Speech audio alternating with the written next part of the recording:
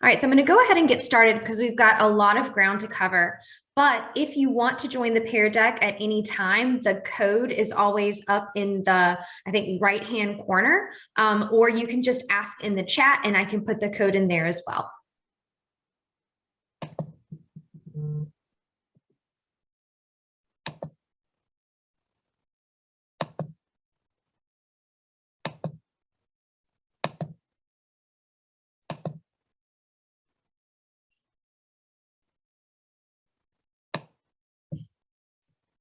All right, so today we're going to be going over topics from 3 different units. So it won't be information from each, or it won't be all the information from each of these units, rather some things that I think are most useful when it comes to taking the test and being able to answer some free response questions correctly, especially some that we've seen in the past few years. So I will be kind of showing you what's going on my PowerPoint, and then when it comes to the Pear Deck and the questions, you'll kind of have to switch back over to that view in order to do the Pear Deck. So the first thing that I want to know about you guys is how all of you are planning on taking this year's exam, because there's 3 different dates. You can either take it at school on May 14th, digital on May 27th, or digital on June 11th. Excellent. Yeah. So at school. So you will be done in a couple of weeks. That will be nice. That's also when the AP bio is. And I know everybody's really excited to finally get that done. All right. So hopefully that's the case for all of you guys. Yeah. Y'all will be able to get that test done. That will also really help you with being able to navigate both sections. So I'm glad to hear that y'all will be taking it very, very soon. Okay, so the first things that we're going to talk about for Unit 5 is going to be land use. And a big part of this is what we're doing with forest, and especially why deforestation occurs. So just to kind of put a definition for this, deforestation always refers to the temporary or permanent removal of large expanses of forest for agriculture or other uses. Now, what you have to be able to do with anything on the exam that has to do with deforestation is talk about what the ecological impacts could potentially be. More often than not, there will be something on there about decreased soil fertility because of erosion. So if you look at the picture that I have here, this part of the forest is pretty much gone. There are a few little, shrubs here and there, but it's very different from what it used to look like. Well, if you remove these trees, you're also removing their root systems, and that allows topsoil and other parts of the soil substrata to be more easily carried away by wind, water, and increased erosion. Because of this, you also have a lot of runoff into nearby aquatic ecosystems. And this goes back to what we talked about in the last review about watersheds. And there was that one free response question about the deforested area and the removal of the trees and why that stream was affected. Always runoff. Because you have species that are living here in specialized niches, you could have premature extinction or at least a decrease in those populations. Also, there can be regional climate changes because the trees are no longer doing evapotranspiration. It's no longer mitigating temperature changes in the area. And so you can have an increase in temperatures, but also a decrease in precipitation, thus changing the climate. Also, you have things like release of CO2 or a decrease in carbon sequestration. So if you're ever asked to provide, what's an impact on the ecosystem from deforestation, any of this list will work. So you need to be able to relate this to an ecosystem service loss. So that there were 4 different types of ecosystem services. We talked about that previously. And so a provisioning service, right? A provisioning service of the forest would be the actual wood. So we're increasing our use of the provisioning service, but we're decreasing the use of the functional service, which is water filtration, soil stability, climate mitigation, all of that stuff is decreased. So make sure you're always connecting it to a particular ecosystem loss, ecosystem service loss. That will really, really help. All right, so when we look at the area where we all are, there are some major drivers of deforestation, but it's not necessarily what we would normally think. So prior to about the mid 1800s, most of our forest was being taken away to provide for agricultural land. Well, in developing countries, the decrease in forest is actually due probably more to something called urban sprawl. And we will get into that later in this one particular unit. So if you look at this map, you've got red spaces here, which are urban areas. This is us. This is Atlanta. So if you notice around those red spots where the urban areas are, that's the amount of forest that's projected to be impacted in general. And that's because of the increase in those urban areas. Typically, we know this because more people are moving into cities and they expand out from that. So we'll talk about some land use planning when it comes to urban development a little bit later, but this is particularly for developing countries. That's not so much for less developed or currently developed countries. They lose forest for many different reasons. Okay, so let's talk about the process of clear cutting.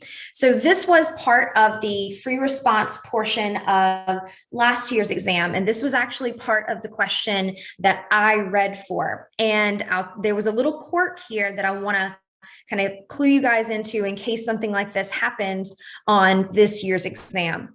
So clear cutting is a way that we deforest an area. But if you look at this chart, it gives us the region where this is happening.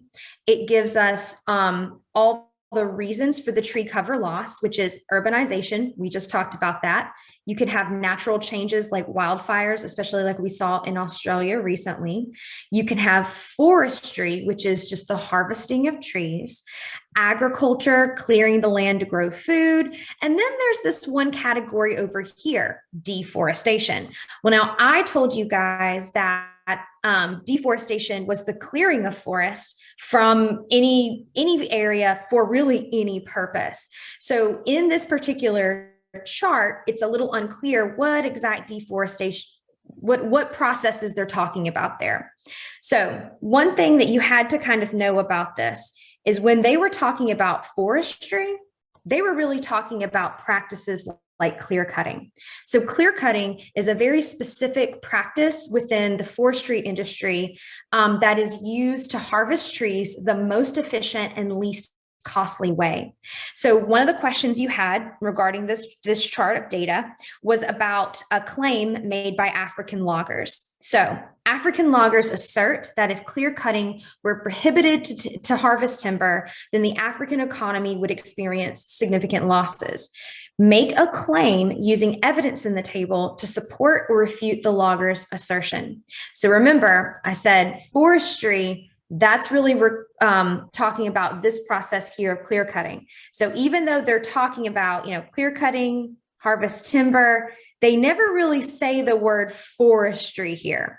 So now that you've kind of have that clue, I want you guys to try to answer this question.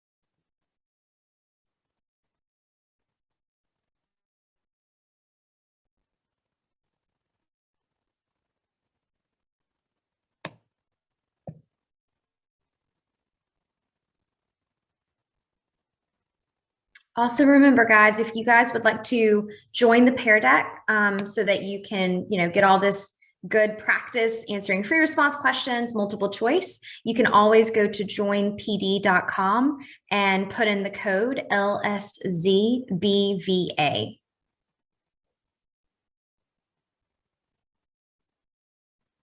All right, so yeah, I've got one really great response saying that, definitely there would not be a significant harm to the African economy here.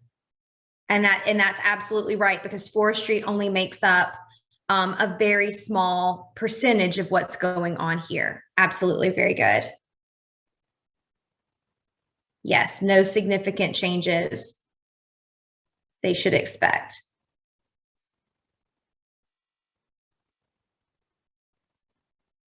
All right, so I do want to show you guys the rubric here. So for this particular answer, you could have said either of these two things. The claim is not supported as the data indicates the leading cause of tree cover loss in Africa is due to agriculture use, not forestry. So there would not be a significant economic loss. You also could have said it's not supported because the African economy benefits most from other types of things produced from agriculture. So if you look here, really most of the deforestation is due to agricultural use. And so that's crops, textiles, livestock. So prohibiting timber harvest really wouldn't do anything here.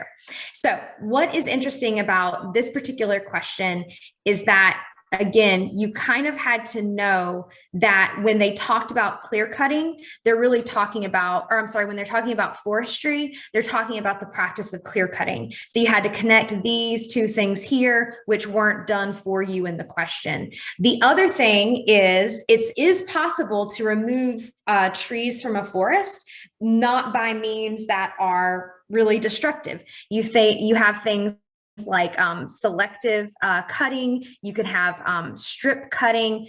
Those things are a lot better for the environment and the ecosystem, and they're much more sustainable practices. But here, apparently, the assumption is in Africa, 5% of the forest is being lost from clear cutting.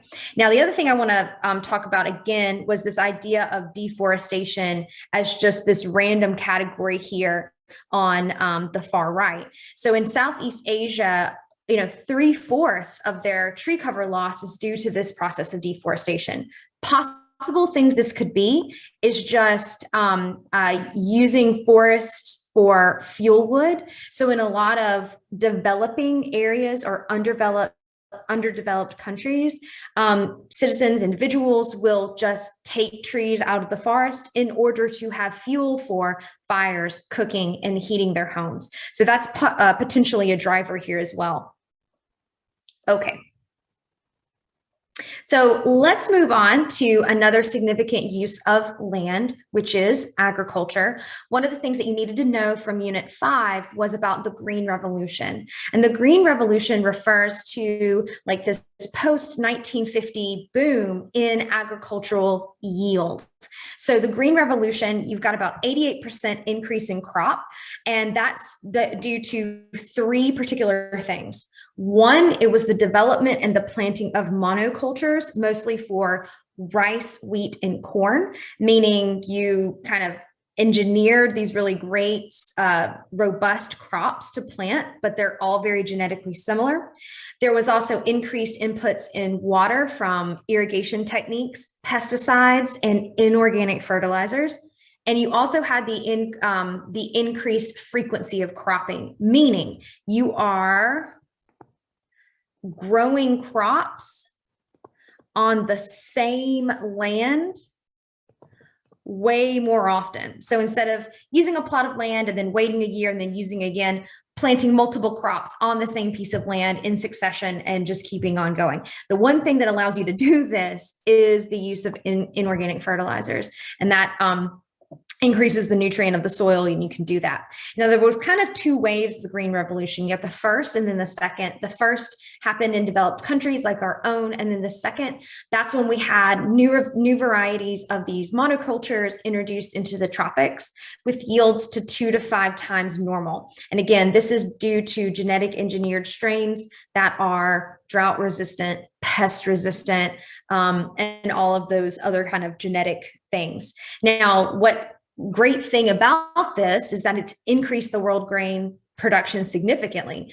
Now, what's kind of bad about it, though, is that people directly consume about 46% of the world's grain. So my next question to you is, where does the other 54% go? So if we increase crop yields by 88%, but we're only directly eating about 46%, where's the majority of it going?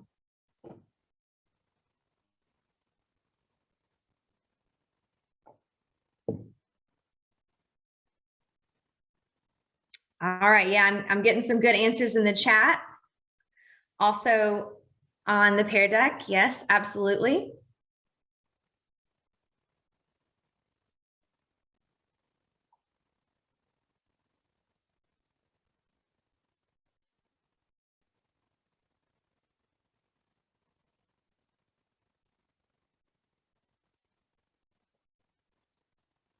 I want to give everybody a chance to respond if they would like.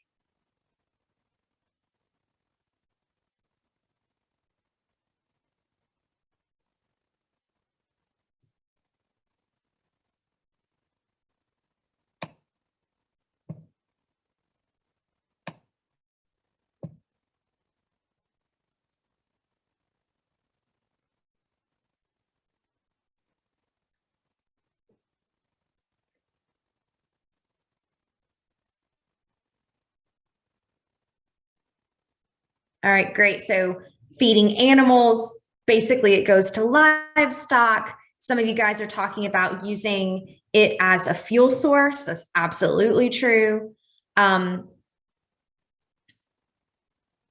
think somebody's saying going to feedlots. You know, we talked about, we're in this a unit CAFOs and all of that good stuff. All right, so excellent. Y'all know exactly where this is going. So this is going to feed livestock, so to produce animal products like meat, eggs, milk. It's also going to biofuels, and that's going to be mostly our corn ethanol production. All right, perfect. So one particular multiple choice question that's directly related to this is this about vegetarianism. So vegetarianism is often cited as a partial solution to the growing problem of deforestation and other types of habitat destruction as the human population continues to grow. And the reason for this is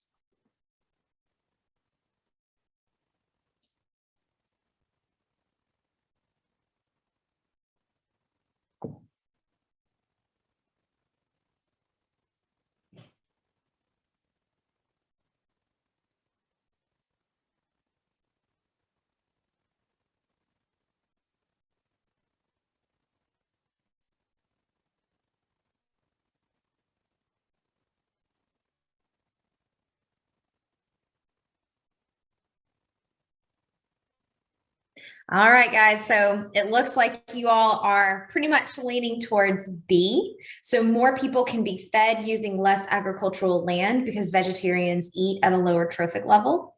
So let's kind of look at the other answer choices before we really settle on that.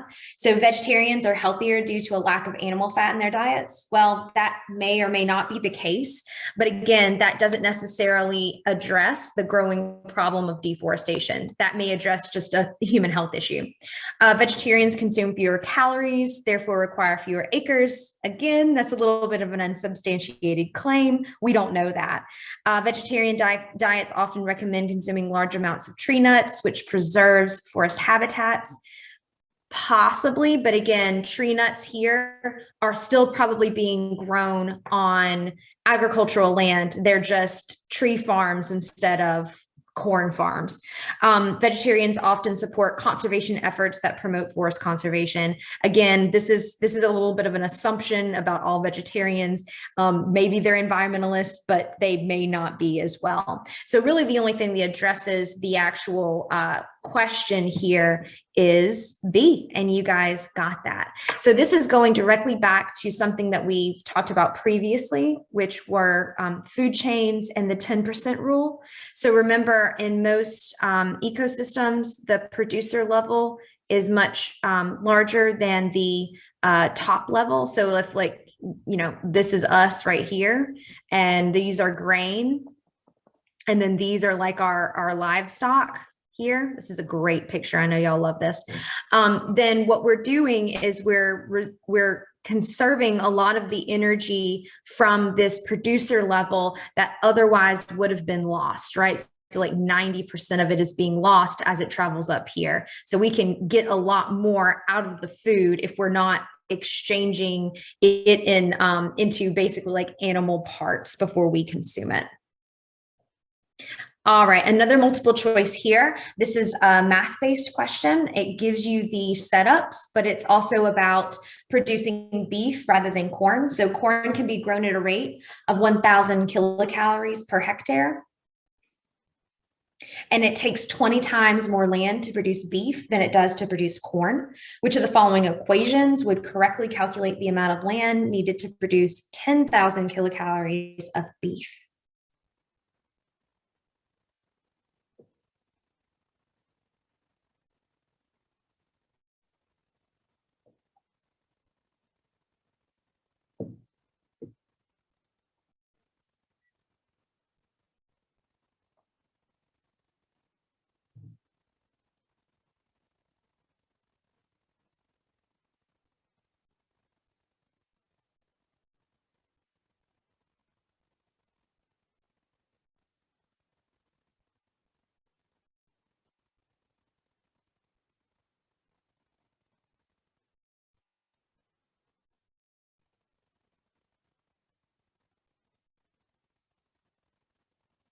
All right, again, you guys are leaning towards either B or C, maybe.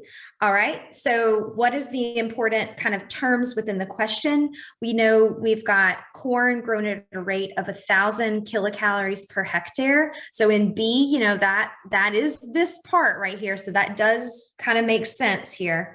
It also says that it takes 20 times more land to produce beef than it does to produce corn, meaning you need 20 hectares per that 1 hectare. So, you've got that right there.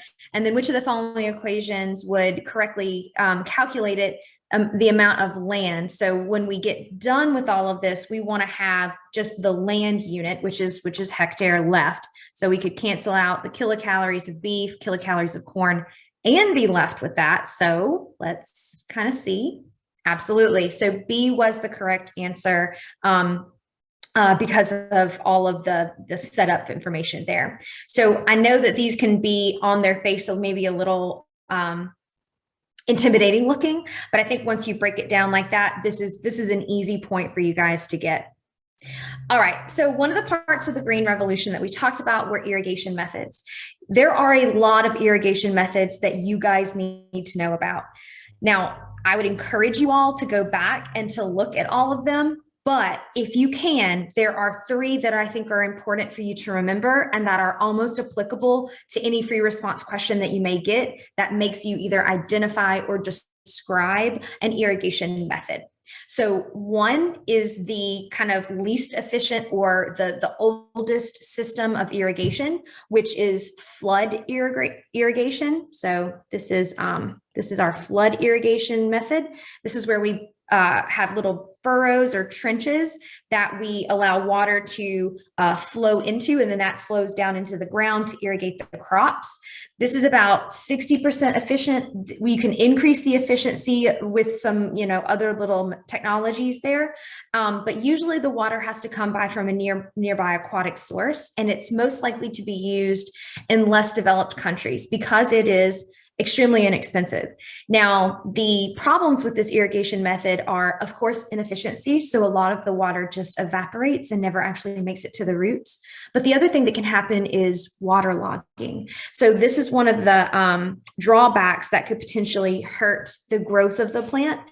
If the plant's roots are sitting in water for too long, it may rot. It also decreases oxygen uptake from the roots and can kill the plant. So if you need to then talk about a more efficient system for irrigation, there's two that you can talk about: drip and center pivot. Drip is the most efficient, meaning 90 to 95%. However, it's one of the more expensive methods. So what you have are these tubes that are either a little bit below the ground or sitting on top of the ground, where the water is piped through the tubes and then it drips out of holes right around the root system of the plant. So because the reason why this is so efficient is that it's very slow, and so it decreases just the incidental evaporation that you get, and it also is allowing the control of the irrigation to be very precise. Now, the other thing that we can use is center pivot. And also, if you put in a LIPA system, this becomes up to as efficient as drip irrigation. Water is then pumped from underground, and then it's sprayed using this like mobile boom that can go over the crop. So if you've ever taken like a cross-country flight and you've looked out and there's all these like green circles and you're like, what's up with these circles? That's because of the irrigation method being used. So this little boom can just circle around as needed and sprays directly on the plants where it needs to go. Now, these are incredibly efficient, but they're more expensive. And that is the reason why you typically would see them in developed countries like our own. Now, it's better. These are much also better than spray irrigation. So spray irrigation is another inefficient irrigation practice. And what you'll need to know about that is it's more likely to deplete aquifers. So aquifers are these large reservoirs under the ground that you pump water from. And the one that is in the United States that we've really depleted takes a long time to refresh. And it's because we've got such heavy agricultural activity in this one spot and everybody's pulling water from it. So just remember, these two are the most kind of efficient, best ways to do it, better than spray irrigation and definitely better than flood. Okay, the other thing that we did in order for the Green Revolution to be so productive, so great, was use of pesticides. Now, if you remember, most of our pests are actually maintained by natural predators. So spiders really are great at keeping pest populations low. A pest is just anything that we don't really want around. They eat our crops, or they reduce productivity. They make our plants sick, however it is. So spiders, things like parasitic wasp. Here you can see this parasitic wasp is attacking this aphid. They're typically really good at reducing natural predators. And if that's the case, well, then why do you guys think we continuously use pesticides?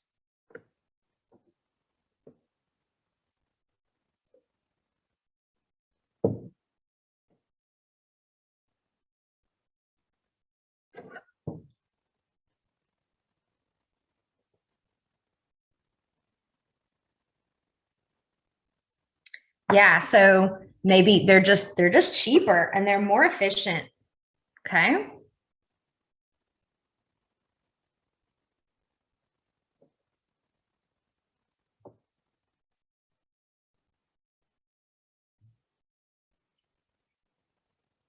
Yeah, especially for mass production. Excellent. Yeah, to even be better than the natural predators, because they do, they're not killing them all. They do have some that are left over.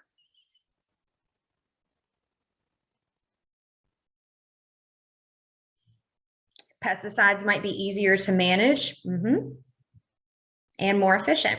All right, so these are all great reasons why we might continue to use pesticides. However, there's kind of a little bit of a twist here. Our pesticide use was sort of required by doing the monoculture thing. So when you have monocultures of crops, natural predators are less likely to live in and amongst all of that crop.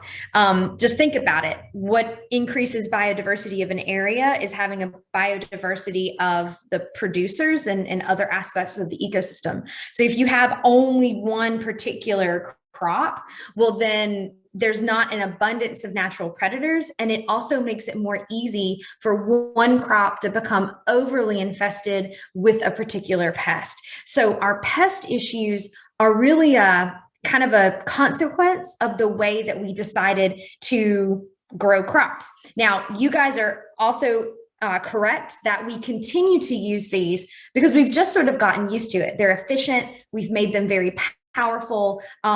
Typically, they can be effective, at least in the short term. So let's talk about pesticide use as part of the Green Revolution since about 1950. Now, in 1939, that's when DDT was first invented. Paul Mueller, he actually won the Nobel Prize for it. It was really great. You know, that DDT targets mosquitoes. It really helped with malaria and other types of things. But since then, we've developed tons and tons and tons of synthetic organic chemicals. We have about 2.3 million metric tons per year worldwide use of pesticide. And most of that is going to be in developing countries because we've actually banned or reduced the production of a lot of these things that we've learned to be that are toxic to people. Our modern pesticides are also, again, much more potent and then much more toxic than the ones that first came out. We also tend to use something called broad spectrum agents, meaning that the chemical itself targets many different species. Those are things like organophosphates, pyrethroids, and neonicotinoids that target the nervous system of the pest. So if you look at this list right here, all of these are broad spectrum pesticides. If you've ever looked on the maybe shelf at Lowe's, you might have seen something called Seven Dust. Seven Dust is carbamate, which is a broad spectrum agent. Now, pesticides also differ in their persistent. The ones that are most dangerous are those that remain in the environment for a really, really long time. They're soluble in fats. So the length of time they remain can be the real kind of decision maker here. Organophosphates, these are not as persistent, but they can be highly toxic to humans. So if you are around when they are being applied, that's when it's most dangerous. Okay, so we answered the question, why use them? Well, we use them because we have monocultures, and that attracts a lot of pests of the same type, and we want to get rid of them. We want to boost our crop production. But there are a lot of reasons why we might shouldn't use, let me move this down for you guys, use these pesticides. And one thing is genetic resistance. So I said that they can be very efficient and effective, at least in the short term. But you guys know from earlier, you cannot completely eliminate natural selection from the environment. So if you apply a pesticide, right, you've got a crop infested with a pest, you develop a new pesticide, Seven Dust, organophosphate, whatever, apply the pesticide. Well, most of them are going to die. They're going to be susceptible to it. However, we know because of genetic variation within a population, some individuals are going to survive. That means that the next generation of pests are going to have much more resistant individuals. The population will be overrepresented with these resistant guys. And so then you go and apply the same pesticide, but it doesn't have as much of effect. So maybe you have to apply more, or you have to continuously develop new pesticides. This is something called the pesticide treadmill.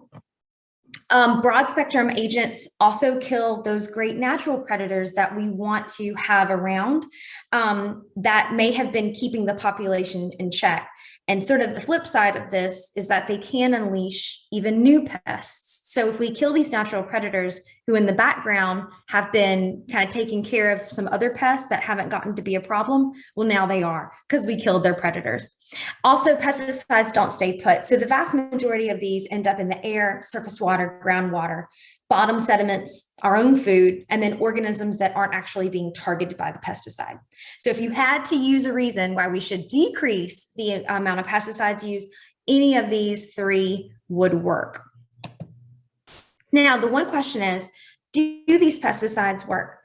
100 of the 300 most destructive pests were all secondary pests that only became major pests after we started using these insecticides. So this is what we were talking about with getting rid of the natural predators, developing monoculture. They weren't even really a big deal until we kind of changed the ecosystem. And some research actually shows that crop losses haven't really changed a lot due to pesticide use. If you look at this map, pesticide use per hectare of cropland, again, is much more likely to happen in developing countries. Here, not as much in the United States. Again, there's still some use right there. Okay. Now, what can we do instead of have pesticide alternative, or instead of use pesticide?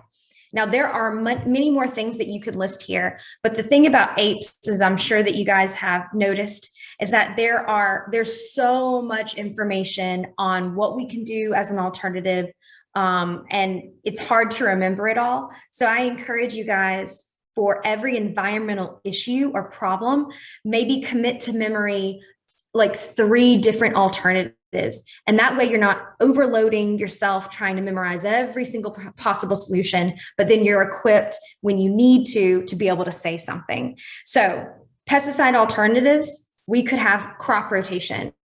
We could plant other types of crops or trees or bushes around fields, and that helps to provide habitats for those natural predators like spiders and wasps and things like that. We might want to switch from monoculture to polyculture. So instead of planting every single hectare with the same exact crop, we got to switch it up a little bit. You can also use plastic to keep weeds from sprouting from the ground. We can also develop more pest and disease resistant crop strains. So you could also say, increased use of GMOs or better GMOs, that could do it. But we also could go back to using those natural predators to control them. So the good thing about this is it's self-perpetuating and it minimizes the pesticide treadmill genetic resistance issue we talked about.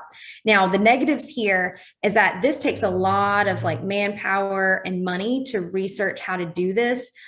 They can't always be mass produced, and they also have to be protected from spraying pesticides, or they may target the species that you're not actually wanting them to prey on. Okay, so speaking of the negatives, biological controls are frequently used to replace persistent chemical pesticides. Which of the following represents the greatest potential risk of using biological controls?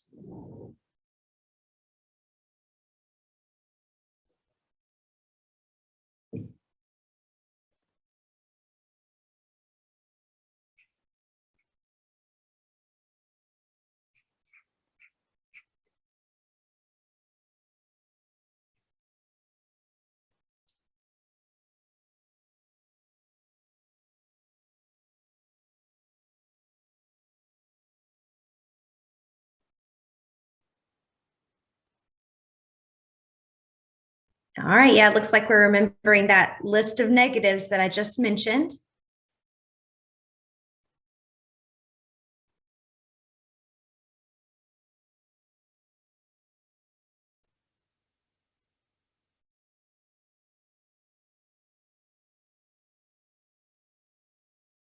All right, so it seems like we definitely don't think it is D. Residual pesticides in the environment kill the control before we can eradicate the pest. Yeah, I don't think that that's the greatest, right? So that emphasis on that word greatest potential risk. So let's take a look at E. Biological controls prove to be more costly. That's true, and that might be a drawback, but I don't know if that is a risk that would be for using it. That would just be something we would know we would have to invest in. So A, B, or maybe C. So let's see what it is. All right, so if you said A, the control agent attacks not only its intended target, but also beneficial species, that was correct. Now, B also kind of sounds like it might be right because, you wouldn't want there to be a mutation or whatever. However, it's less likely that a specific mutation would take place that would completely disable the biological control. It's much more likely that the biological control decides to prey on other things other than the pests that you're worried about. All right, so last little bit that I'm going to talk about with pesticide use is this idea of IPM. IPM will come up somehow, some way. And the one thing that you need to remember about it is that it is a more measured approach to eliminating pests or really mitigating them. And so the first step for IPM is always just to try to prevent. So that would be something like you're going to rotate crops. And that maybe keeps pests at a manageable level.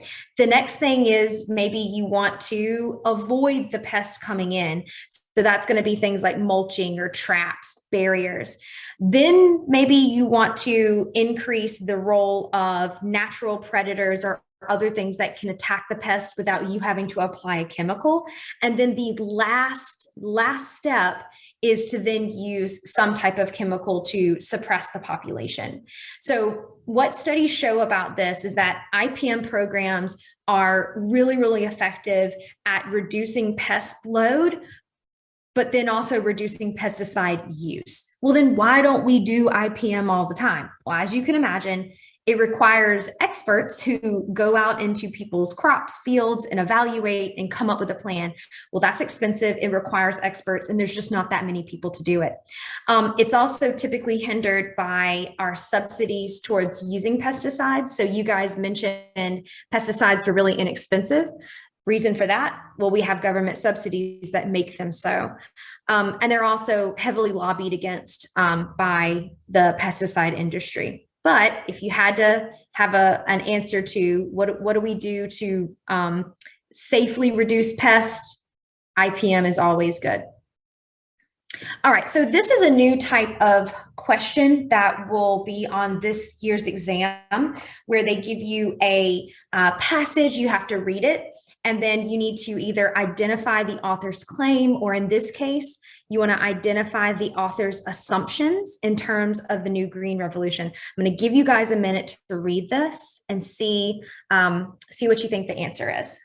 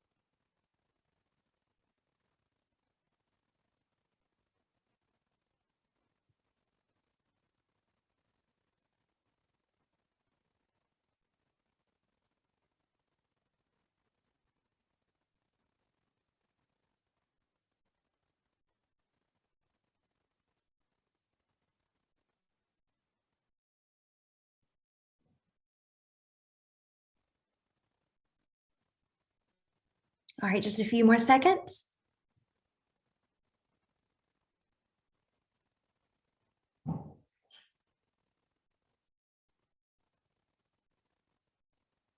All right, so it looks like we're thinking it's got to be either C or D. So no, it's not that the global food demand for food has remained constant. Definitely not. Most current farming practices are eliminating mechanization. Oh, absolutely not. So y'all are correct here. So which of the following best identifies the author's assumptions in terms of the new green revolution? So either new advances in agricultural technology will need government regulations in order to become effective, for large-scale farming, or current agricultural practices and strategies need to be evaluated in order to meet the demand for increased food production. So here's one clue here: government regulations. So most of what this passage is talking about is really kind of like funding for new research. So let's take a look at what the answer is. So if you guys said D, that's correct here. So we know farm production has stopped growing in the United States. Agricultural research is no longer a priority. So we need another ambitious surge in agricultural science. We got to reevaluate what it is that we've been doing in order to really go in a new direction. That's sort of like the thesis of what the author is saying there. Okay, one last thing about this particular question. If you happen to get something like this on the exam and you're like, oh my goodness, I got to read through all of this, this is something that you can absolutely sort of like skip and then come back to once you've gone through the entire test and you've answered everything that you think, and then maybe come back to these and do the reading. But, typically I think you'll have a pretty good success on these questions. All right, last little bit of Unit 5 here is about urbanization. We know that most of the world's population lives in cities, and that's only going to increase as the time moves forward. So there must be some kind of benefit to living in an urban area. So if you guys remember when y'all did this unit, what is one benefit and one disadvantage to living in a city?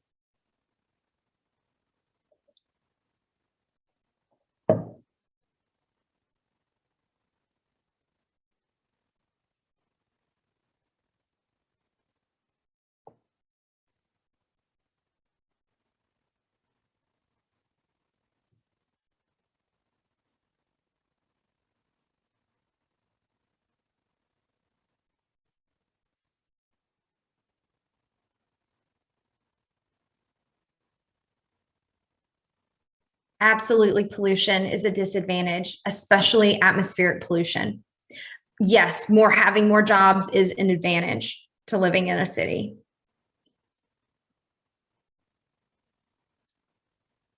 Noise pollution, great. That's a great disadvantage. Water and air pollutants, disadvantage.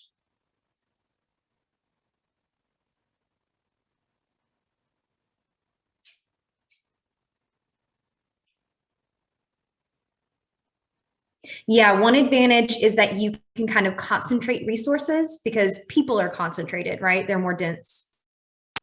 And job opportunities. All right, perfect. Y'all got some really great stuff here. So other things, kind of like I was saying previously, you always kind of want to remember maybe three of each of type of thing.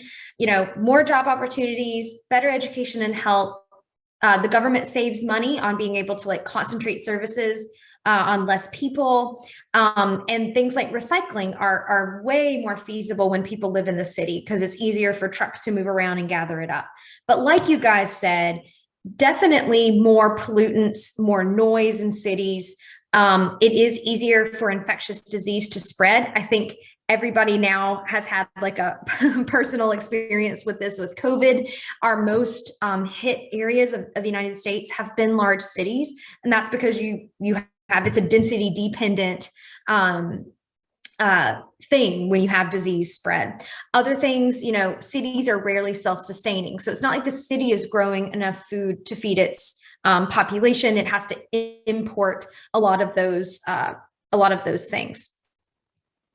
All right. The one thing that I do want to mention about urbanization is sort of the microclimate changes that we see, and especially the urban heat island effect. So if you remember, in urban centers, we have an increased temperature in general relative to surrounding areas. So here, it's like 92 degrees Fahrenheit in the downtown area of a city. But as you move out to less dense There's some other changes going on here, maybe to suburban areas, and then especially to rural. There's a 7-degree difference there. Also, you can see it dip in the parks. So what is the commonality here? Well, you've got a lot of trees, and trees typically regulate temperature better.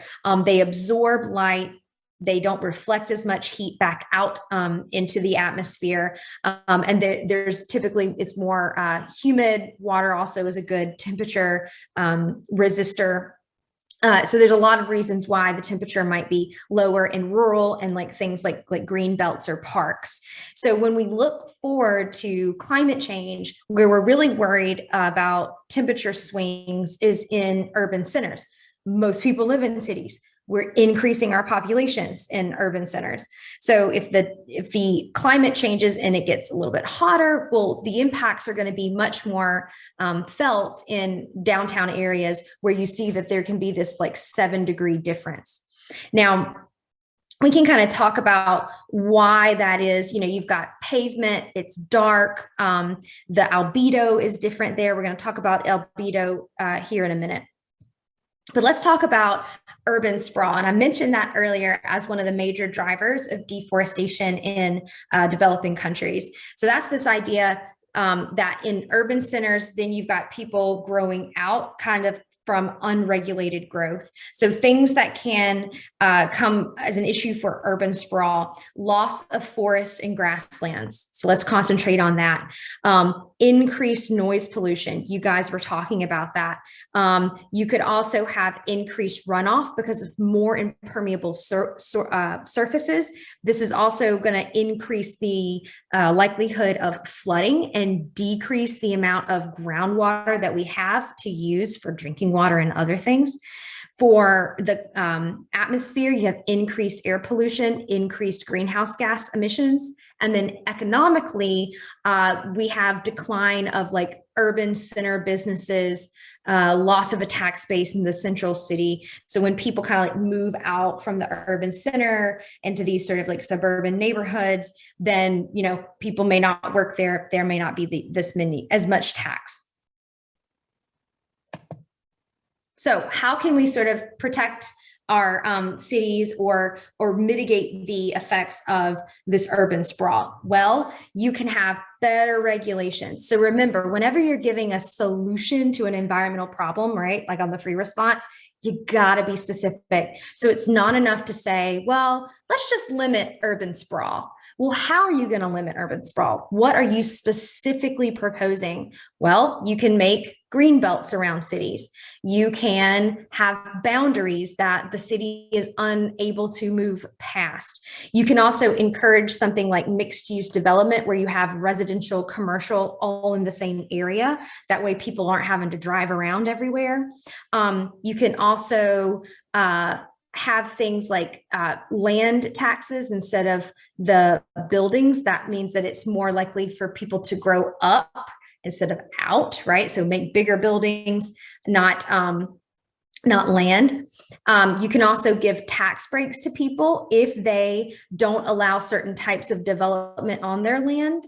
And then you can our already existing towns and cities. We see this happening a lot, downtown Birmingham and surrounding areas. We can revitalize those areas so that we can use them again instead of building new areas. Okay, let's go on to a different type of question here. So this is about an experimental design with urbanization. So a group of students want to increase the amount of water infiltration around the property of their urban high school by replacing all of the existing impermeable walkway pavers with permeable ones. The school board will not move forward unless the students conduct an experiment and collect the evidence that help prove their suggestion, will be effective. So the students create 2 identical pallets using soil taken from the school's property and install impermeable pavers similar to those found on the school's property. They install permeable pavers on the other. The students then pour exactly the same amount of water over both sets of pavers, and then they leave the pallets in the same exact environmental conditions, and after 1 hour, measure the amount of water that infiltrated the soil. So in this passage, you may ask to be able to identify the dependent variable or independent variable. Here, I want you to look in the passage and circle both the independent and dependent variables.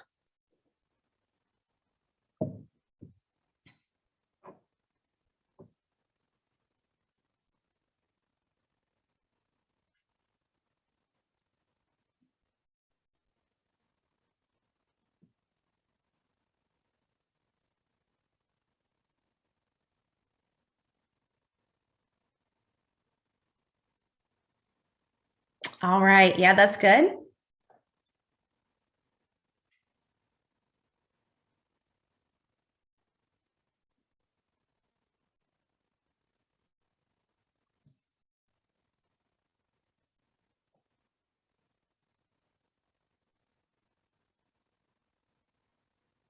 Yeah, I think you guys pretty much have it.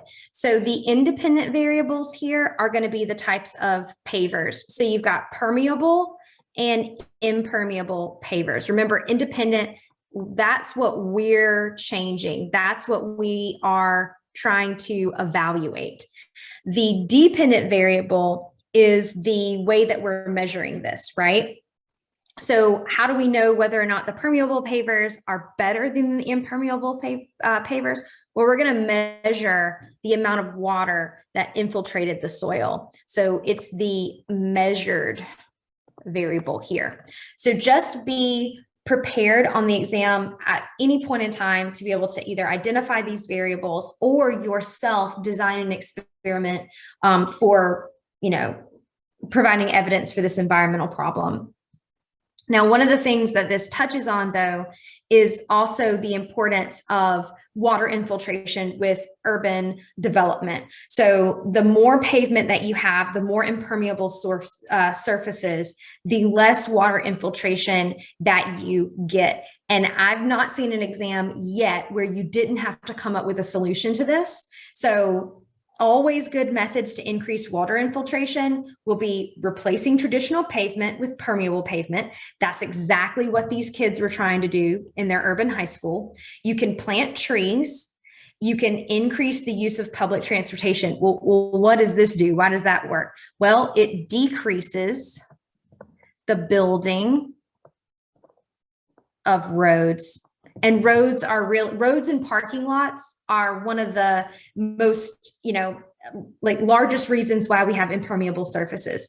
And you can also build up and not out. So sometimes they'll give you questions about the community wants to build this particular building.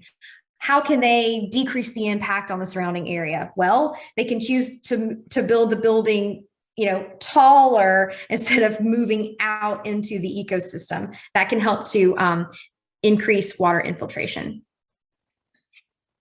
Okay, guys, we are going to be moving into talking about unit 6 and 7.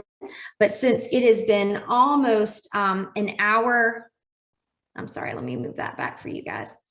Since it's been almost an hour, I want us to go ahead and take a 5-minute break, and that way we can start back on the next 2 units as soon as we get back. So it's 2:57 right here. We will start back at 3:02. So go grab some water, stretch your legs, restroom break.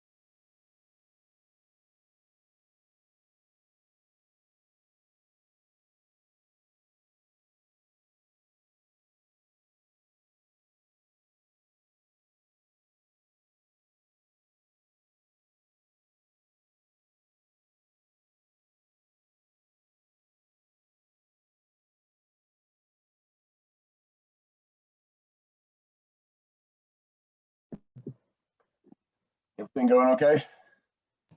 Yeah, we're just finishing up our little 5-minute break, and then we'll be back in 1 minute. Awesome. Awesome, awesome. I'll be close by. Just yell at me if you need me.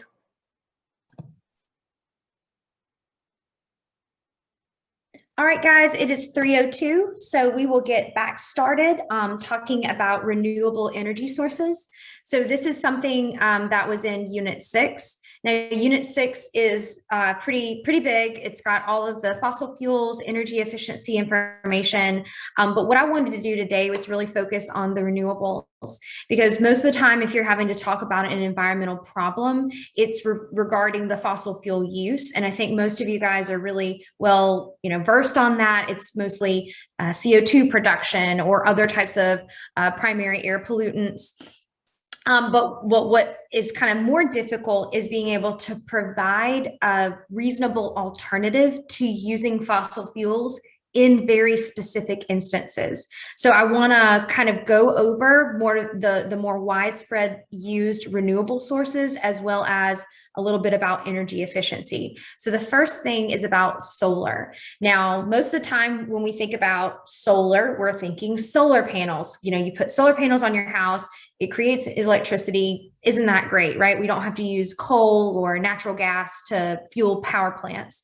But there are other ways that we can use solar heating. And one of the more kind of like less costly and more sustainable ways to do this is using passive solar heating systems. So passive solar is where we absorb energy directly from the sun without having to use any type of mechanical or electric equipment. Now, the negative drawback here is that it can't be collected or stored, but in the short term, it's basically free to use. So for instance, in this house design here, it is designed in order to take advantage of the low winter sun and then protect the house from overheating during the hot, high summer sun. So if you have some type of floor material here that easily absorbs heat, then during the winter, the sun comes into the windows, heats up the floor directly, and then that can re-radiate out into the room. So you're not running your heating system. You're not using fossil fuels because you're just using sunlight, basically. Now, in the summertime, when the sun is up a little bit higher in the sky, then the building blocks the sun from coming in. So most of the time in our houses, especially us in the South, we're having to run our air conditioning constantly because the sun is so hot and it heats our buildings. Well, if we can block the sun from increasing the heat inside of our room, we really cut down on one of the biggest energy uses during the summer, which is air conditioning. So I encourage you, if you get a question about, how can we reduce the heating and cooling bills? Well, we can design houses to take advantage of passive solar heating systems. That's always a great answer. Now, there is an active source that kind of does the same thing. And this is when you install, like maybe on the roof of the home or the building, a system that has liquid that runs through, that collects and stores the energy captured from the sun. So this is especially important for providing hot water to a home. So imagine instead of having natural gas or electricity heat up the water in a water tank, you're basically just using sunlight and heat from the sun to heat up liquid, and then it runs into the tank, can run out of your taps. So the reason why this is active is because you would have to use a little bit of electricity to run the pumps to move the water through. Now, advantages and disadvantages of these two systems. The advantages is the net energy that we get from it is really, really high. You almost create no CO2 or other air pollutants, and those that you do, it's from the manufacture of the systems. Very low land disturbance. You're basically installing it either in your house, on top of your house. You're not taking up any space, and it's a lot less expensive than other things. Now, the disadvantages here is it is driven by the sun. So, you need access to the sun about 60% of the time. So some areas may not be conducive for that. You can't typically use this for existing buildings that aren't oriented to receive sunlight. So the best thing that I can say is that this is for designing new buildings. So again, if you get one of these questions where it's like, how can the community make the building more efficient? They're like, community rec center they want to build. Well, they can build it to take advantage of passive solar heating. If the sun is blocked by trees, it's not as effective. And then you also wouldn't be able to go without a backup for cloudy days. All right, so let's talk about one other little thing that we can do to homes to make them better insulated, and that's green roofs. This is also something that you can say for urban centers to decrease that urban heat island effect. So with green roofs, we're basically having a living roof where you've got photosynthetic plants, small little shrubs, maybe, those kinds of things there. That is going to reduce the amount of energy that is re-radiated back out into the atmosphere. So that makes the overall surrounding area cooler. And that's because of albedo. So this term right here, just so that we're clear what albedo means, that's the measure of the reflectance of solar radiation out of the total amount that's coming down. So a really, really low albedo is going to absorb all of the energy. So like think about black pavement or asphalt or a black tar roof. Those get really, really, really hot because they absorb all of that heat. Something with high albedo kind of reflects all of that light, and so that it doesn't turn into that thermal radiant heat.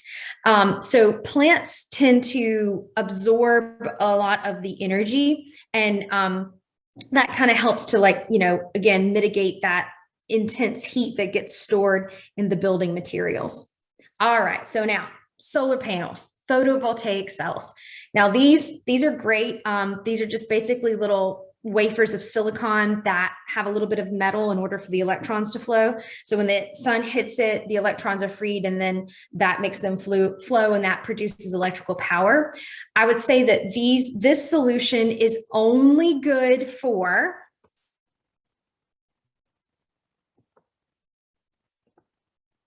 developed areas, right? So if you get a question on the exam that's talking about a rural village or a place where they're having to cut down trees in order to provide fuel for cooking, it's probably unlikely that the city, town, or individual would be able to afford solar panels. So although solar panels can reduce carbon emissions, they're more sustainable.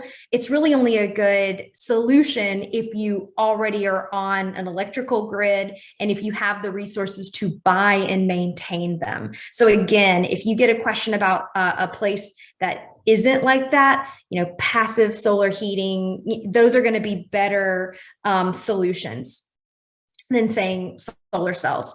Now, where would solar power be most efficient? Well, if you look, here could be an excellent place for solar farms where we have huge panels of photovoltaic cells set up to capture energy, basically like a big power plant. But we're not too shabby either. We have a lot of solar energy that could be utilized. And I mean, honestly, really the only places that kind of have less is the very northern parts. So even though the sun isn't always out, solar energy can be really, really helpful for most places. Now let's talk a little bit about the trade-offs here. The advantages that, we're not really emitting a lot of air pollutants. Again, that's only coming from the manufacturing of the cells themselves. They're typically easy to install and you can move them around. So if you move houses, you can possibly take these with you. These are getting less expensive because it's becoming more widely used. And as we adopt solar panel use, the price will come down as well. However, there are some disadvantages. You also, one of the big issues with solar powers are batteries. So it's not really that we can't capture enough energy, it's that we have a hard time storing it when the sun is not out. So as our battery technology increases and becomes better, the efficiency and cost effectiveness of solar energy will as well. So high cost for older systems, but again, this is decreasing rapidly. And then if we do go back and look at, places like the desert, if we're putting these huge, big solar farms basically there, that's not going to come without a disruption to that ecosystem. All right, so here is an example of a multiple choice question where you had to kind of read the graph a little bit here about photovoltaic cells. So graphs below show energy output of 1 kilowatt photovoltaic capacity of different PV panel systems over a day, and the annual energy production of the same systems. So dual axis tracking means that the PV panels are constantly moving to always face the sun directly. Isn't that nice? If the PV panels are tilted in a fixed position, the direction of the tilt is indicated. Flat PV panels are not tilted in any direction. So, which of the following statements is best supported by the data shown on the graph?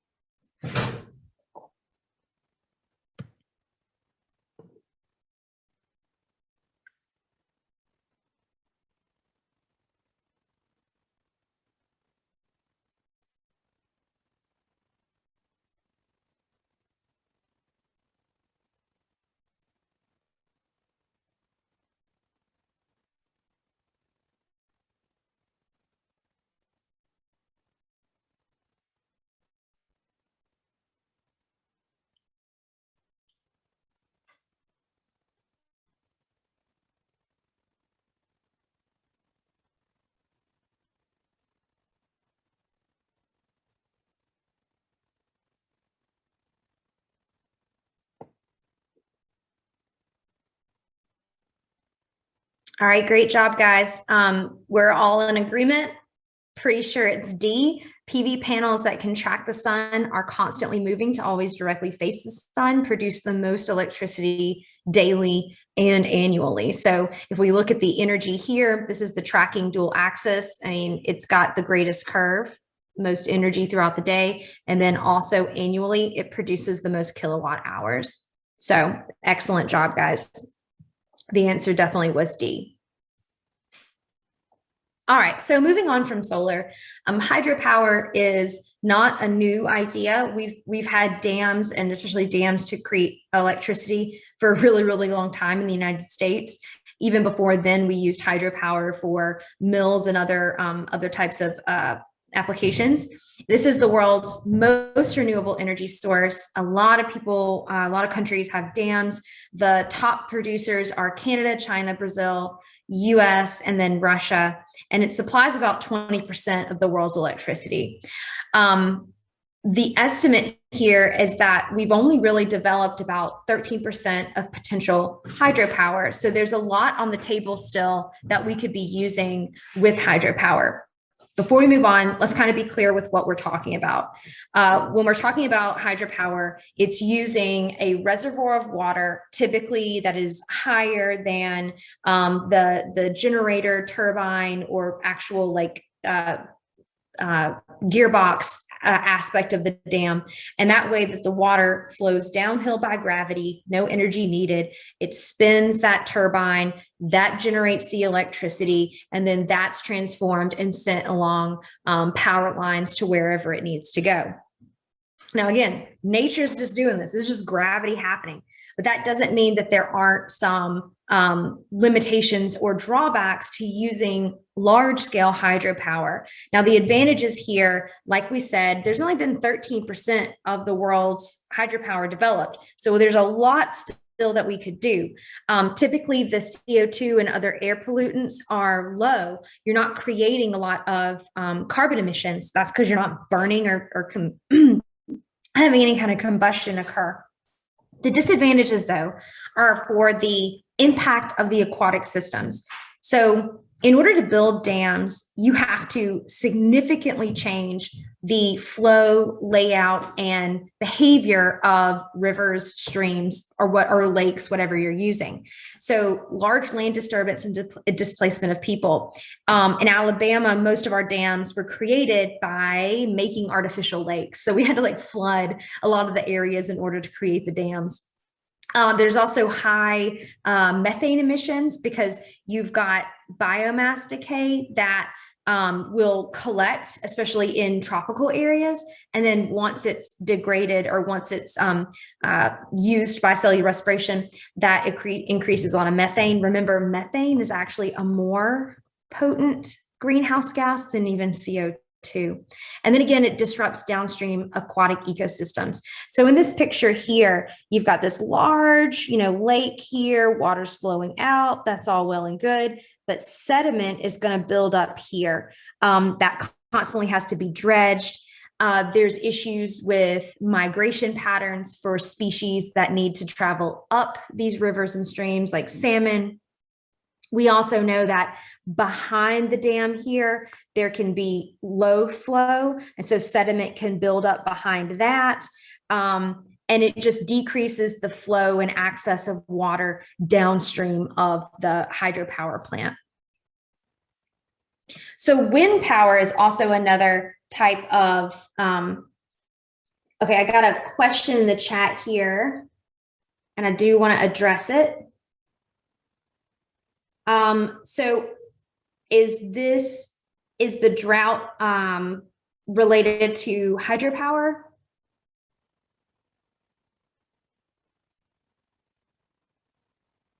Okay, so yes. So like, okay, for instance, if you had, let me go back to this little picture here. So this right here was obviously at one point an actual like stream. So like this wasn't like an artificial lake that was built. So, upstream, it's more likely that you're going to get, sorry, where is my pointer? Here we go. It's more likely that you're going to get flooding here on the banks. And then depending on how flow is being controlled here downstream of it, there's of course less water, right? And so way downstream, depending on precipitation and all kinds of other things, you could have the creek bed dry up. You could have smaller rivers that go off of these larger streams and rivers dry up. Absolutely. However, I will say in areas where there is hydropower, it's going to be places with a lot of water, especially like in Canada and the United States. There's a lot of water around these places, but yeah, absolutely, it's a potential issue. Okay, so let's talk about wind power. Now, these windmills are really huge. I know when we typically see pictures, it's like this, where we've got this wind farm, oh, you got a nice little desert here, and then you got these little wind farms, and they don't look that huge. But just for scale, this little guy is standing on top of one of these huge turbines. So this is not anything to play around with. These are huge. We can have these in really anywhere there's going to be a lot of wind. A lot of wind farms are now being developed like offshore, where, on the ocean, you've got more steady and prevailing wind patterns that consistently keep the turbines moving. This is the same idea that we had behind hydropower, which is you've got the gearbox here as the blades spin. That turns the little the gearbox, that spins the generator, that creates the electrical current, and then that is then sent to a transformer and then out to homes, houses, buildings, however you're doing it. So again, what are the advantages to this? Well, it's got a pretty good net energy yield. It's pretty widely available. I think wind power is one of the fastest growing industries in the United States. There's little to no CO2 and other air pollutants, because again, you're just creating that from the manufacture of the parts and like moving them to where they need to go.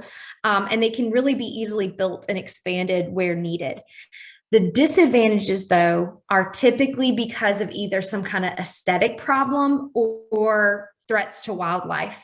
So I won't say most, but A lot of people may not really want to be near to this huge wind farm. They can be kind of noisy. They may look unattractive. And so that could really hinder the development of wind farms.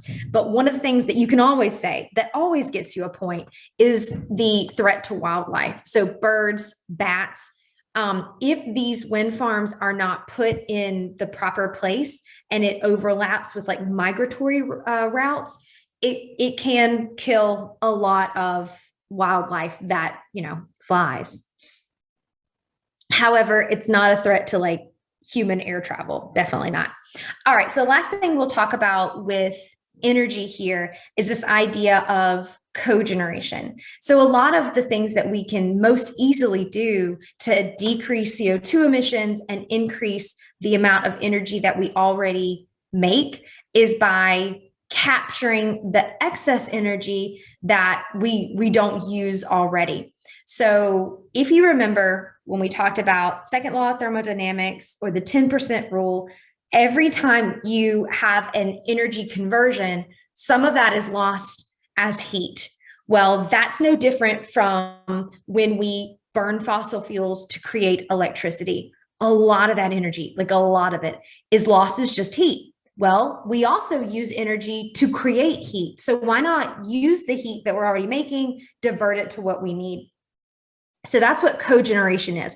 Over here, you've got like, an engine here. As the combustion is happening, it's going to heat up water that's going through it. That water can then be used actually as hot water. While you're also using the fuel for creating electricity. So you can have small scale cogeneration in the house, like in a home or in a building, but you also can have large scale cogeneration when you build an electrical when you build an like coal fired power plant or other type of power plant, and then you're also using the waste heat to be used as hot water, or use that hot water to then have steam, turns a turbine, makes electricity. Now, other ways that we can increase energy efficiency on a small scale. So like, what could you do today to use less fossil fuels? Well, if we, during the summertime, just turn the thermostat up just a little bit, just a few degrees, that will reduce the amount of energy we use to cool our home. The same thing in the winter, we could turn it down just a little bit. We could always buy more energy efficient appliances. And then for water efficiency, conservation landscaping. So instead of trying to grow like a monoculture of grass, we could do something called xeriscaping. And that's just where you're using other types of plants that are drought resistant, don't require a lot of water, maybe more native plants to your area that you don't have to water as often. Now, on the large scale, the strategies are different. Improving fuel economy is really important for vehicles. Remember, these are our CAFE standards. Using electric vehicles or battery electric vehicles, typically we see this right now in the form of hybrids. That really decreases the amount of fuel that we use in as far as gas. We can use public transportation, and then we can also use green building design features. So if you haven't ever looked into it, definitely look into something called LEED certification. It's a very interesting program for building green buildings, energy efficient buildings. Okay. Another multiple choice practice. So which of the following is the best example of cogeneration?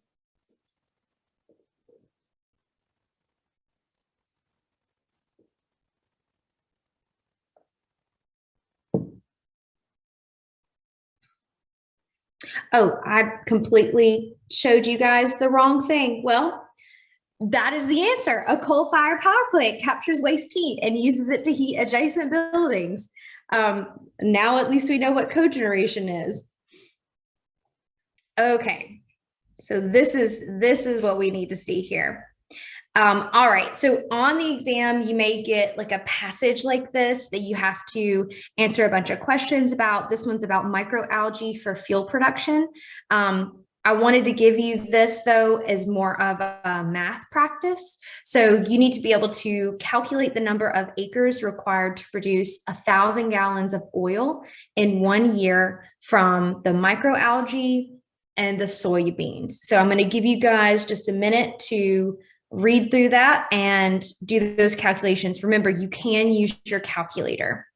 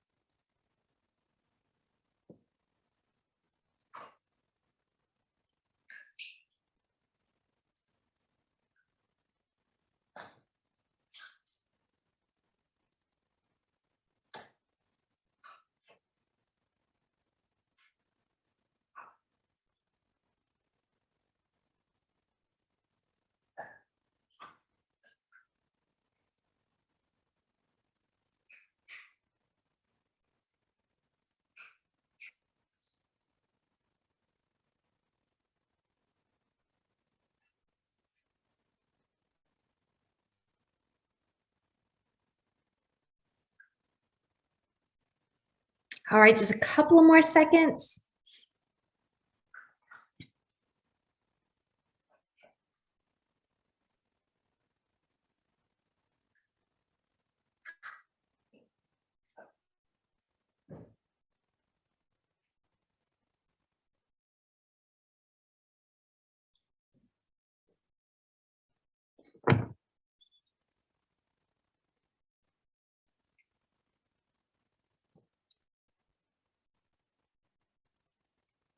All right, so it seems like most of you guys have your answers in. So let's look at what you really needed from the passage in order to solve this. So calculate the number of acres required to produce 1,000 gallons of oil in 1 year from microalgae and then soybeans.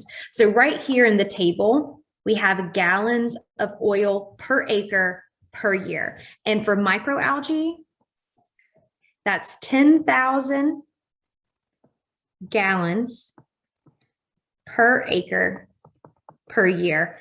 And for soybeans, only 50. So just kind of like looking at this, just so like when you get your answers, they kind of make sense. Is it going to be more efficient to use microalgae or soybeans? Absolutely more efficient to use microalgae. So that means that the number of acres should be less for microalgae than for soybeans. So let's take a look at the solutions here. So again, for microalgae, it takes 10,000 gallons per acre. And we want to know how many acres it would take to use or to make 1,000 gallons. So really, you're going to be, you can do the cross multiply here, or you can set it up. So 1,000 gallons, 1 acre per 10,000. So you're really just kind of dividing here, and that's going to give you 0.1 acres. I think a few of you guys said like a tenth of an acre or 0.1. That would be perfectly good there. 1 point is earned for that correct answer, but also make sure that you are showing your work. If it's on the free response question, please, please, please show your work. Now on the second point there, you've got the same setup. You've got 1,000 gallons. That's how much we're trying to produce. But for the soybeans, it's 1 acre for 50 gallons. So that's 20 acres. So like I said, this one was always going to be a lot less because it's just a more efficient thing. And you would have gotten 1 point for that. Now, if you showed your setup, that means that you're going to get that additional third point. So again, I know the math can be a little bit like, oh, do I want to take the time to do it? But it's typically really easy points. And so if you don't want to spend your time on it initially, please come back to it, because odds are you're going to get a point or two. Even if you don't solve it, you would get the point for setting it up. Okay. So let's move on to the last bit, which is unit 7. Again, I'm not going to cover everything in this unit. What I want to talk about are the important pollutants that you need to know about and what you need to know about them. Now, first, we kind of need to look back on the structure of the atmosphere. So previously in unit 4, we looked at this graph here where we see the layers of the atmosphere and then what happens with things like ozone or temperature or whatever. So typically when we're talking about air pollution that's created by human activities, we're talking about things that are happening in the troposphere. Now, the other thing that's important is ozone. And there's 2 things here. We can talk about the protective ozone layer, but that is going to be later next Saturday when we talk about unit 9.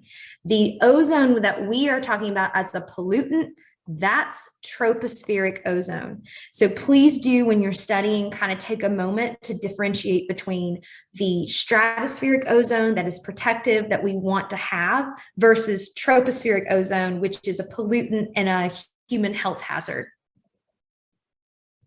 Okay.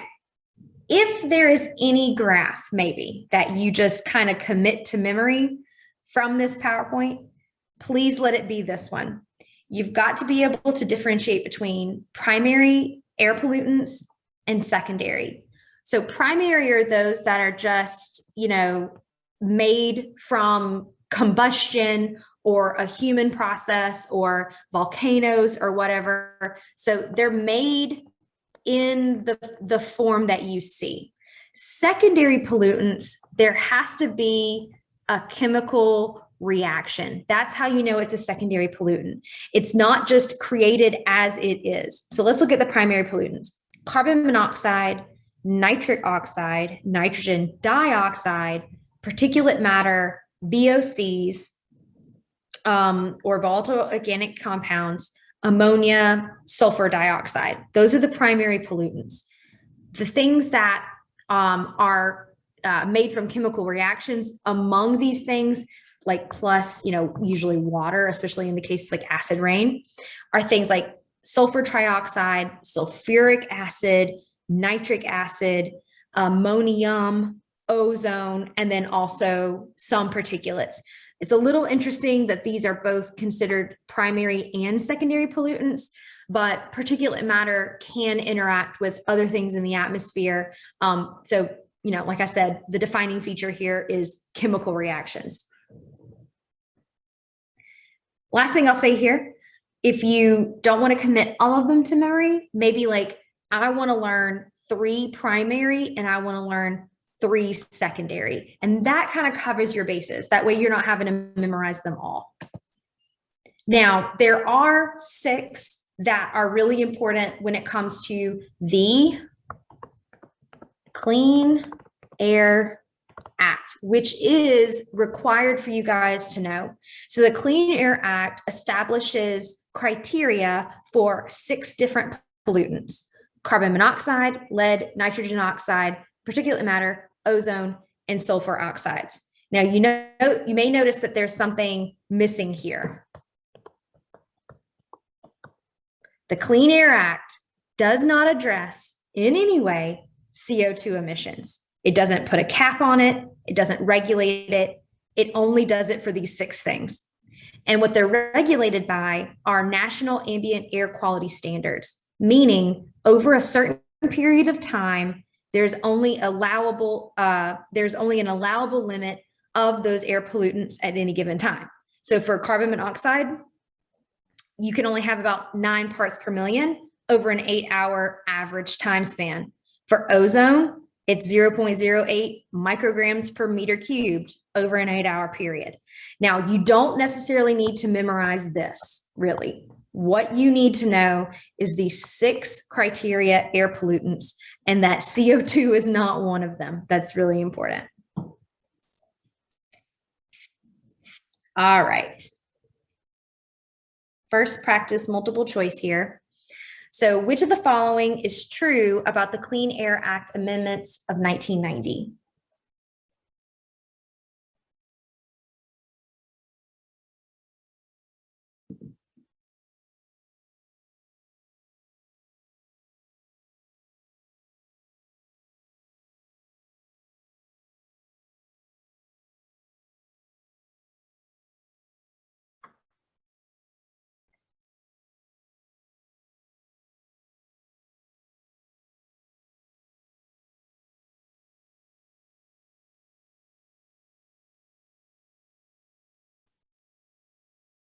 All right, guys, so don't forget what I said about CO2, because this is the Clean Air Act.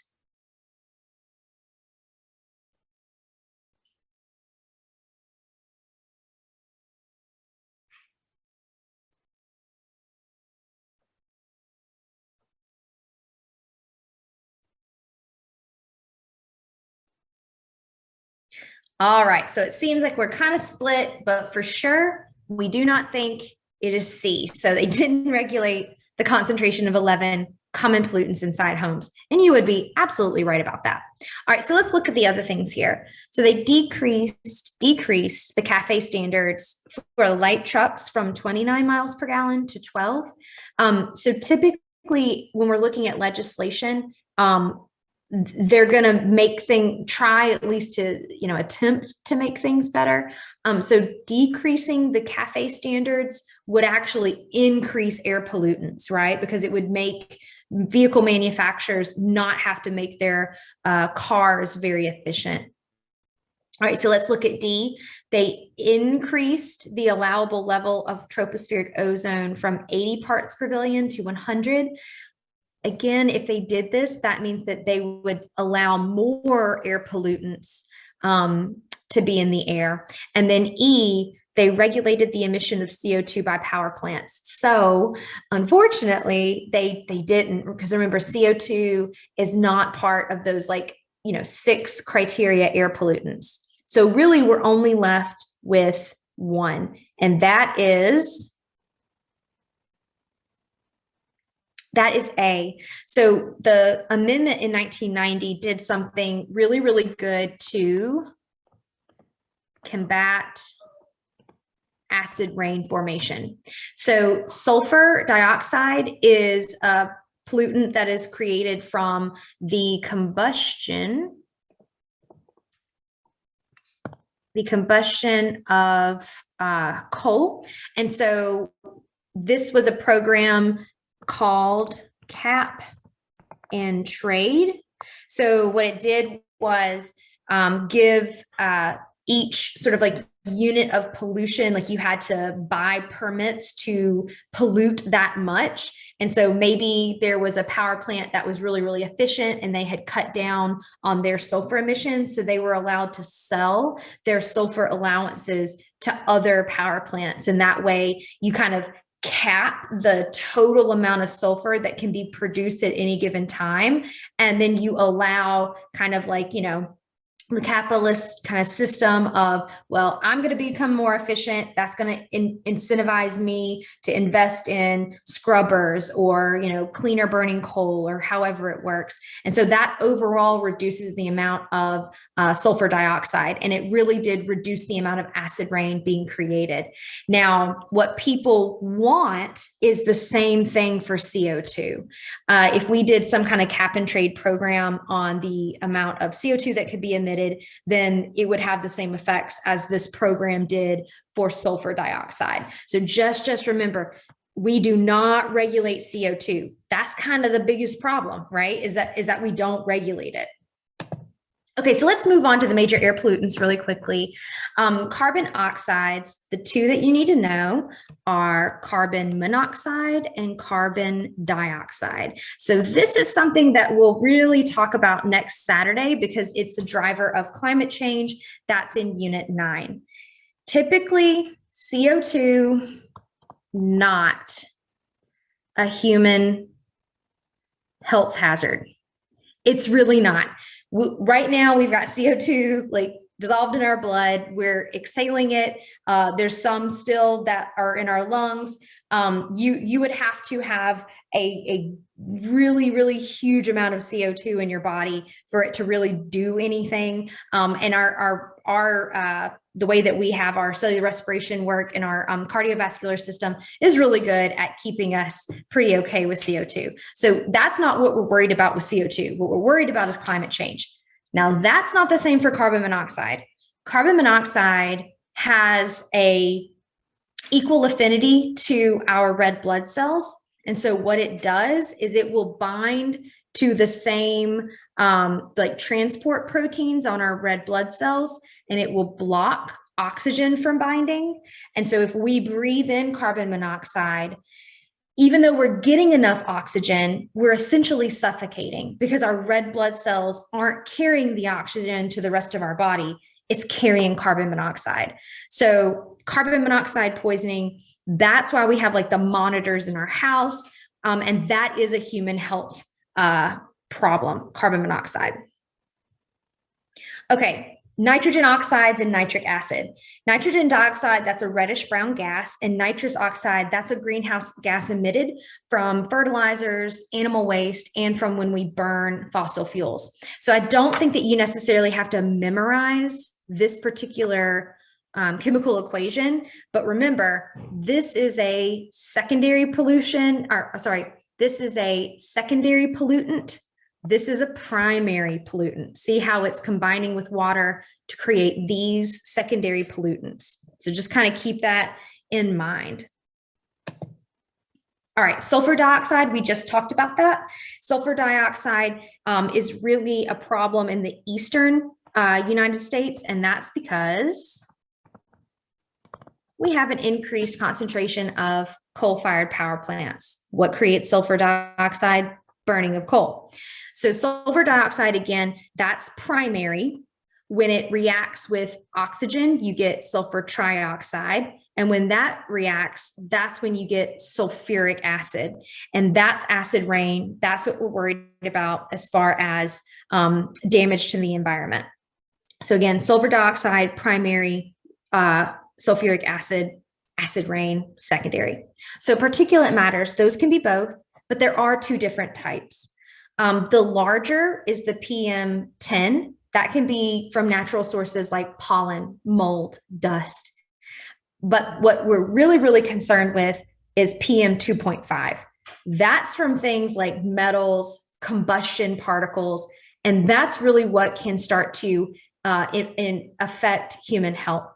So when we breathe in really, really small particles, right? See how it travels. So this, less than 100 micrometers can be inhaled, but in order to actually get to the bloodstream, it's got to be less than 4. So PM2.5 can actually penetrate through our alveoli, enter into our blood system, and then affect human health. Ozone. Ozone is always a secondary pollutant. Tropospheric ozone is created from a couple of things. You have VOCs, okay, that are emitted from combustion, fumes from chemicals, all kinds of stuff. Nitrogen oxides, and then you have sunlight and heat, and that is what creates ground level ozone.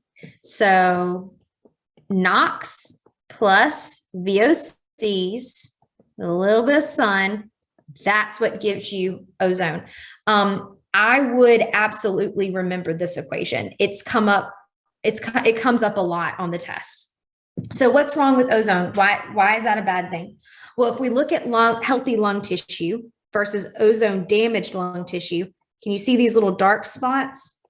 Those are spots of the lung in which the tissue has actually died. So ozone is an oxidant. And I know that sounds weird for like our tissue does not like oxygen because like we need oxygen to live. But an oxidant that's really powerful can actually cause oxidative stress within our cells and then cause them to undergo apoptosis or cell death. And that's what's happened in this lung tissue sample. So for people that already have respiratory issues like asthma, children, because they're smaller, are much more susceptible to ozone damage in their lungs. Now, VOCs, those can come from all kinds of things. Adhesive dyes, paint, glue, all kinds of stuff. Things like benzene, formaldehyde, those are VOCs. And again, why do we care about VOCs? Well, they can be poisonous to us anyways, but remember, they also help to create tropospheric ozone. And that's one of the criteria air pollutants that we monitor. All right, so lead is a metal that is typically produced by when we used to have leaded products like lead paint and leaded gasoline. We don't do that as much anymore. A lot of those products were banned or regulated, but we do still have lead being produced by waste incineration plants. So when we burn waste, there might be a little bit of lead in those things, and then that can be emitted into the air. But this is not a criteria pollutant there. So really what we're worried about is effects on children, increased lead blood levels, kidney damage, nervous system damage. It can have developmental issues on neurology. It can lower IQ, learning disabilities, hearing loss. That's really why we're worried about lead. Okay, so let's move on to a practice multiple choice. Which of the following is a primary air pollutant produced by burning coal?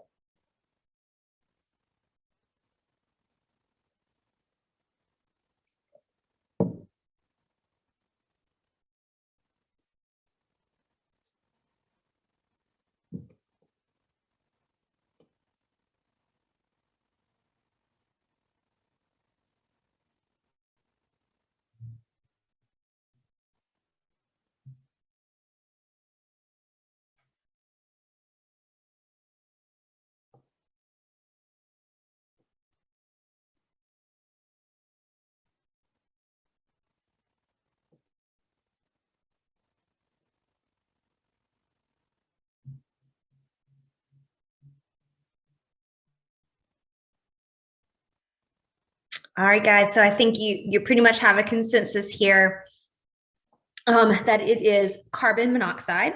So the clue here is primary air pollutant. So which one is created just by burning coal, just from the combustion of it? It doesn't have to go through a chemical reaction.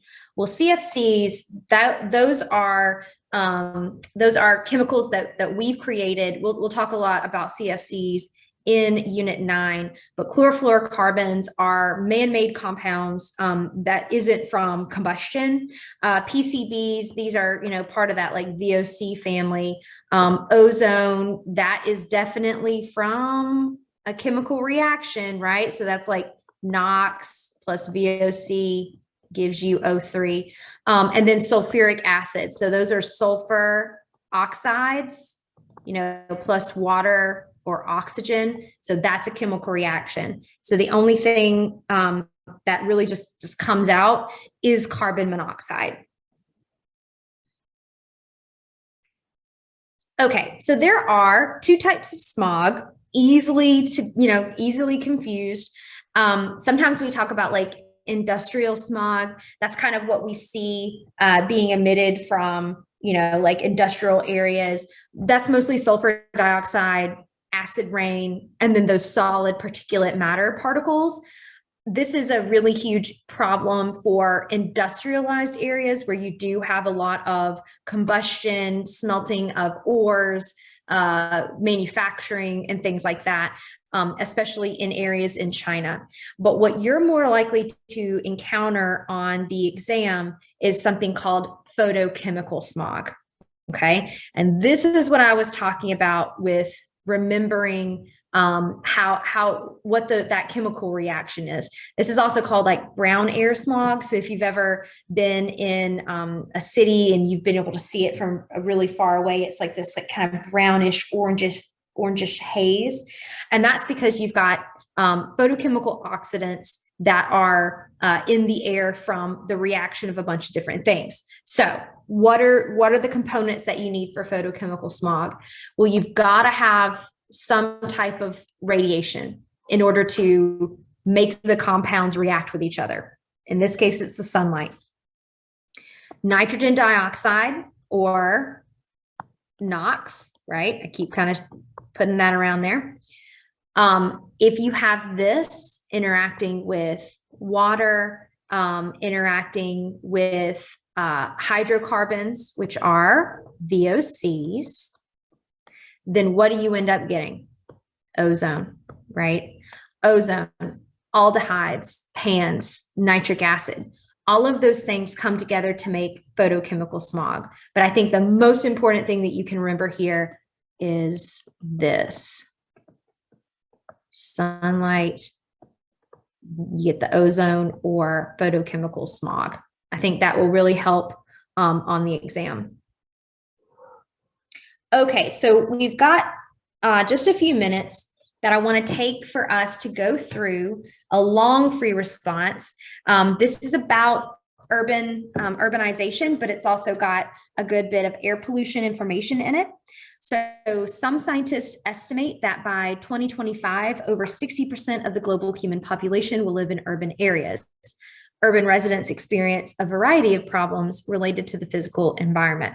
So A, describe how the temperature of urban areas like Atlanta, Philadelphia, and Chicago differ from that of surrounding rural areas, and then identify and describe two differences between urban and surrounding rural areas that contribute to the temperature difference between them.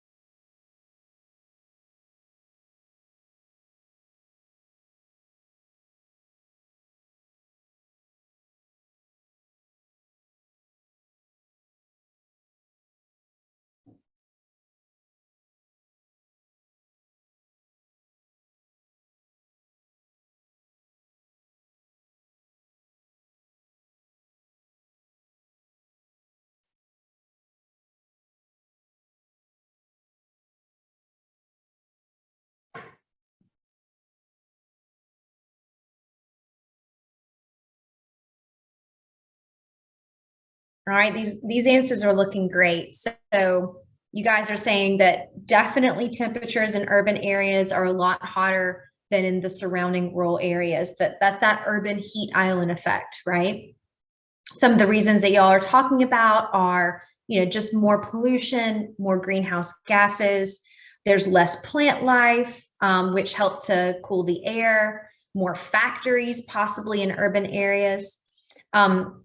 So I do want to show you the rubric and see what kind of points you guys would have gotten. All right. I think everybody got 1 point here. Temperatures in urban areas tend to be higher than those in rural areas. The difference is called the urban heat island effect, and it's typically larger in the night. I don't think you had to have said that, but again, if you can always use the kind of terms or the phenomenon that you've learned in the course, that's really great. So now on the second part, there's 4 points maximum. You would have gotten 1 point for just identifying the differences, and then 1 point for describing each. So you guys said fewer or less trees. That would have been a point. More industry, more factories. That would have been a point. More concrete or buildings or asphalt. Absolutely. Now you did have to describe it. So if you said for trees, it reduces the natural cooling effects of shading and evaporation of water from soil and leaves. That would be what trees are doing here. So just notice that when you have to describe, it's really specific. So what about the trees do we know helps to mitigate temperature changes? And that's just the natural cooling effects of having shade. They absorb a lot of the heat because, again, they're full of water, right? If you said more factories or industry, you got to say why. Well, if they're creating products, if they're making stuff, odds are there's some kind of combustion happening, and heat is a byproduct of that. All right, great job. All right, guys, we may only be able to get to this last little bit here, but part C, urban areas typically have levels of air pollution that are significantly higher than those found in surrounding rural areas. Identify a characteristic of the urban microclimate that leads to higher levels of air pollution and how that characteristic contributes to the increase. So don't forget to be as specific as you can.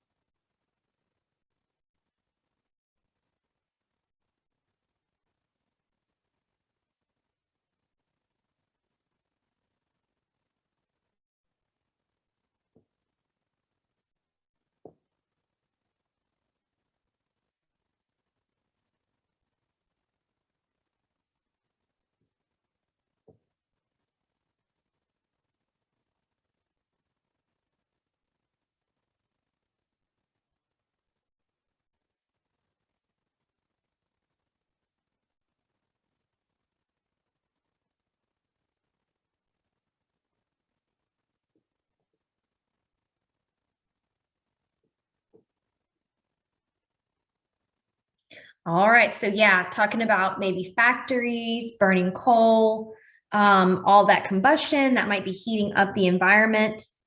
All right, so we are at 4 o'clock, so I do want to go ahead and show you guys the rubric so that we can kind of make sure that you guys get that.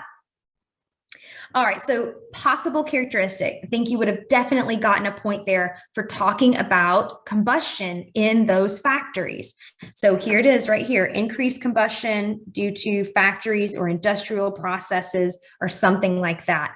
And that's because of all the different types of things that's happening with air pollution. So remember the question here, sorry, let me go back, is talking about levels of air pollution. So you got to talk about one of those things that we talked about: VOCs, nitrogen oxides, ash, soot, particulates, ozone, lead, carbon monoxide, NOx. Any of those things would have worked. So don't forget about those primary pollutants, secondary pollutants. Please go back and kind of look at those, maybe commit to memory about 3 of them. And I think that would really help. All right, last thing, guys, if you would, before you go, our last session like this is next Saturday. So is there something that you would like to review during the last unit session that I can get to? This could be anything from, I want to talk about this in unit 9, or can we talk about this part of the exam, or test taking strategies, math, anything that you would like to review during that last section. Please leave it here. And after you do that, you guys are free to go. Thank you so much for joining me today. I hope it was a good review for those 3 units.